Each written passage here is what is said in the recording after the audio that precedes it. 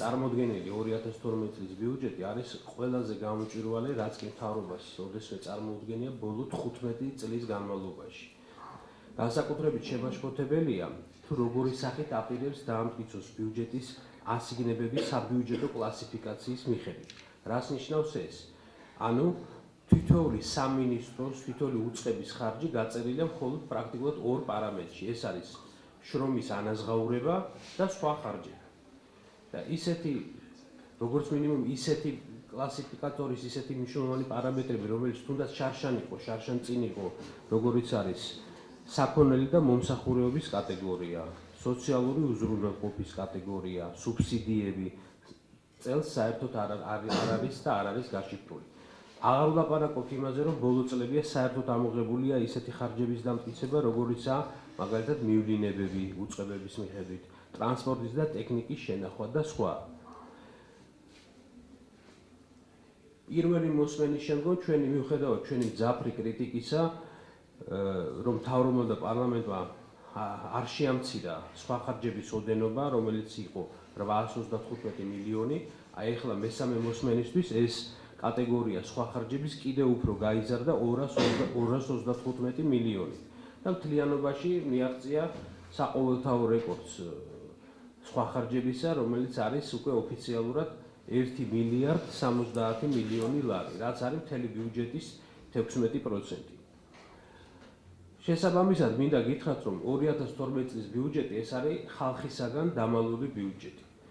ეს ნიშნავს, რომ მომავალ საარჩევნო წელს მისი ხარჯების გაკონტროლება ბიუჯეტის შეიძლება მხოლოდ ნაციონალური მოძრაობის პოლიტიკურ ელიტას, ხოლო მოსახლეობას, საზოგადოებას, არასამთავრობო სექტორს პრაქტიკულად მონიტორინგის და კონტროლის საშუალება არ ექნება. ხელისუფლებამ ასევე მთავრობამ და პარლამენტმა 10 დღის წინ დაამტკიცეს ცვლილებები 2011 წლის ბიუჯეტში. რის შედეგადაც, როგორც ამბობენ ხოლმე, ასე უფრო გასაგებად გააправეს ყველა ის არამიზნობრივი ხარჯვა და გადახარჯვა, რაც მთელი წლის განმავლობაში ხორციელდებოდა. შედეგად, შემოსულობების გეგმა 2011 წლის ბიუჯეტის შემცირდა 734 მილიონი. მათ შორის შემცირდა სოციალური დაცვის ხარჯები 54 მილიონით. ჯანმრთელობის დაცვის საერთო ხარჯები 17 მილიონით. სამაგიეროდ გადაჭარბებით იყო შესრულებული ჯარიმა საურავებით თანხების დარიცხვა ბიზნესებზე, რომელიც გეგმა გადაჭარბებით შესრულდა და შეადგინა 113 მილიონი. დამატებითი ხარჯებია იყო გაწეული ბიუროკრატიულ აპარატზე 36 მილიონი, თავდაცვის სამინისტროზე 48 მილიონი და ასე შემდეგ. რაც შეეხება ახლა 2012 წლის ბიუჯეტს, 2011-თან შედარებით 100 მილიონით იზრდება ამ ბიუჯეტში წარმომადგენლობითი ორგანოების ხარჯები. იგივე ბიუროკრატიული აპარატის ხარჯები. ტურისტული ობიექტების მშენებლობაზე გამოყოფილია 117 მილიონი ლარი. ამავე დროს 2011 წელს ხელისუფლებამ გააუქმა მაგალითად ბაღების და მუსიკალური სკოლების დაფინანსება. და ისინი გახდა ფასიანი. ეს ეხება თითოეულ ოჯახს საქართველოში.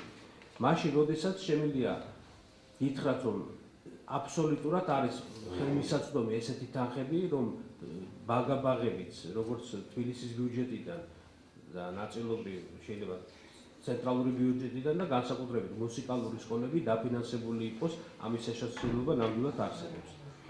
ასევე უპასუხისმგებლობა დამოკიდებულება ხელისუფლების საგარეო ვალებთან დაკავშირებით, რომელიც ბოლო 4 წელიწადში ფაქტურად 3-ჯერ გაიზარდა და საგარეო ვალი უკვე მიაღწევს 5 მილიარდ დოლარს. და 2012 წლის ბიუჯეტში მხოლოდ ვალებზე გადასახდელი იქნება 500 მილიონი ლარი, რაც პრაქტიკულად თითქმის ტოლია ვთქვათ განათლების ბიუჯეტის, ჯანდაცვის სამინისტროს ბიუჯეტის და თითქმის შინაგან საქმეთა სამინისტროს ბიუჯეტს უტოლდება. მიუხედავად არაერთგზის განცხადებისა, რომ ჩვენ გვაქვს ასე აცხადებდა მთავრობა პროგრამული ბიუჯეტი, სინამდვილეში 2012 წლის ბიუჯეტი არის მისი წინამორბედების მსგავსად პროგრამული ბიუჯეტის მხოლოდ იმიტაცია. ეს არის რაღაც საწყის ეტაპზე პროგრამულობის გარკვეული, ასე ვთქვათ, ელემენტები. მინდა გითხრათ, რომ 2012 წლის ბიუჯეტის საბოლოო ვარიანტი გვარწმუნებს, რომ სააკაშვილის მთავრობა მოხსნილია პასუხისმგებლობა საკუთარი მოსახლეობის მიმართ. ეს არის ბიუჯეტი, რომელიც არ ითვალისწინებს საქართველოს მოსახლეობის ინტერესებს და მოთხოვნებს. სწორედ ამიტომაც ეს ბიუჯეტი გახლავთ ხალხისაგან დამალული ბიუჯეტი. თუ შეკითხვები გაქვთ, მე სიამოვნებით გიპასუხებთ. აი აქ არის ბიუჯეტი, შეგიძლიათ ნახოთ არ რაც არის დაუჭირვალე. სხვა ხარჯებში 815 მილიონი რო გაიზარდა. ეგ ჩვენც მაგაზე ვკითხულობთ, რა იგულისხმება, გვაინტერესებს. არავინ არ იცის რა იგულისხმება, სხვა ხარჯები არის, სხვა ხარჯი, ანუ როგორც მოესურვებათ, ისე დაიხარჯება.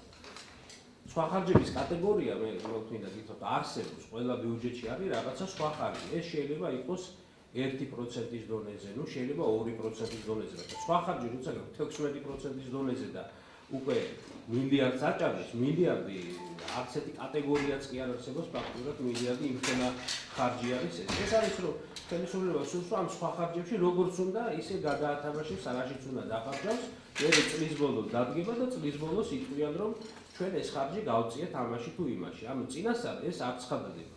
აი ეს არის მთელი პრობლემა აი ასეთი ტიპის ხარჯი.